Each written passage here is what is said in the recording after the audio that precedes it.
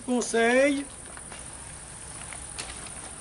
je termine dans un quart d'heure au plus tard, mais il y a beaucoup de choses encore, mais c'est déjà des choses il y a deux ou trois choses qu'on avait déjà vues.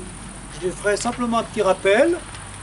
Donc, 6e conseil, aimer les autres, être altruiste. Ils ont tout un chapitre là-dessus.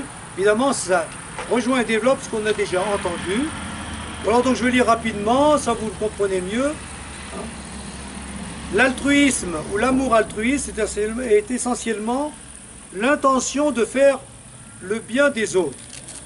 La compassion est la forme que prend l'altruisme quand il est confronté à la souffrance d'autrui. L'empathie comporte deux aspects. Oui, c'est des analyses, ils creusent un peu. Bon, l'un affectif, l'autre cognitif. L'empathie affective est la capacité d'entrer en résonance émotionnelle avec les sentiments de quelqu'un d'autre. Voilà. Quelqu'un qui est joyeux, je suis joyeux avec lui. Quelqu'un qui est triste, je suis triste avec lui.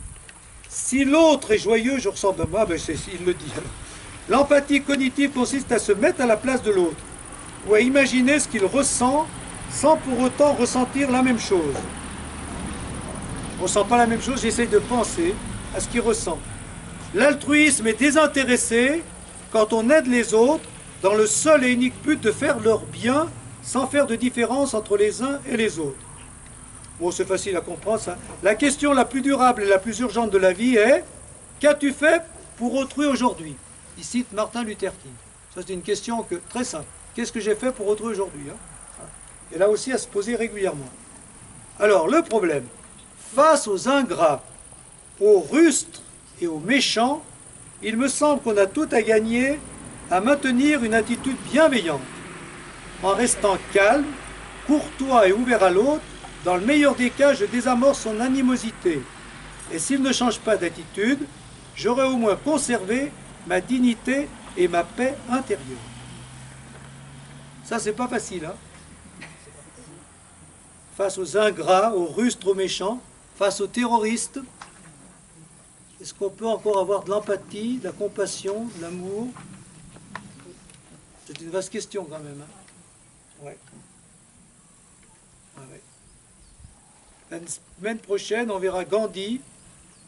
Et quelqu'un m'a donné, c'est Yann Vanieux qui m'a donné un passage de Gandhi où il dit qu'il essaye d'être bienveillant ou d'accueillir Hitler.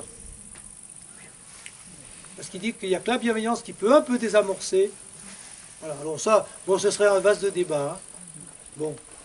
À mon avis, la seule façon d'être vrai, c'est d'être bon. La bonté est en harmonie avec notre état intérieur profond, libre de confusion et de toxines mentales comme la malveillance, l'arrogance et la jalousie. Nous sommes faits pour être bons.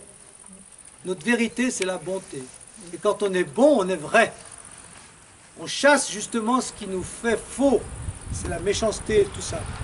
Du plus bas que l'on parte, la bienveillance et la compassion peuvent se cultiver comme n'importe quelle autre attitude physique ou mentale.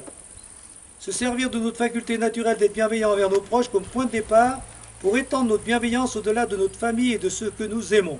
C'est l'exercice que je vous ai fait faire la dernière fois. Un exercice de méditation. Voilà. Je pense d'abord être bienveillant envers moi-même, comme je vous ai fait faire tout à l'heure. Je pense à quelqu'un pour qui je suis naturellement bienveillant et pour qui j'ai des affinités. Et après, j'essaie de transposer cette bienveillance sur des gens que j'aime pas. Tout ça pour dire qu'à force d'exercice psychologique et pour nos spirituels, on arrive à aimer quelqu'un qu'on n'aime pas. Mais si on ne fait pas cet exercice, on n'y arrivera pas. Donc tout est exercice. Je demande à Dieu qui m'aide à aimer la personne. Et Dieu qui peut nous aider. Et... Oui, ça, il faut oui, ça n'empêche pas de l'exercice. Pour nous, il y a quelqu'un qui va nous aider à le faire. C'est Dieu, c'est cette force, cette disponibilité. D'ailleurs, on a des fois l'expérience, on dit je ne vais pas y arriver, puis voilà, on ne sait pas ce qui se passe, on y arrive. Du coup, on dit mais merci Seigneur. Hein? Il faut oser lui demander. Ouais. Oui, il faut demander. Bon, l'altruisme, conclusion, l'altruisme est la respiration de l'âme, de notre intériorité. Voilà. Donc, je ne fais pas la méditation parce qu'on n'a pas le temps, puis voilà.